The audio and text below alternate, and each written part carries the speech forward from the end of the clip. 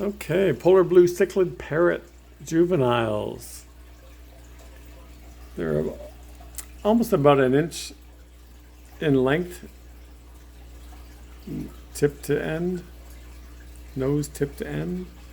And I have about maybe 25 or 26 for sale. They're very healthy. They'll eat fish flakes, any size, just crumble them if they're too big.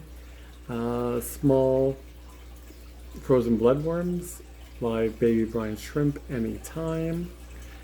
Small cichlid pellets, small bug bites. But they're quite healthy and active, as you can see, and I've already fed them today. And they're looking for more already, right? So yeah, come and pick them up. I recommend purchasing in even numbers in case they pair off for you and they don't have a fifth wheel. Thanks for watching.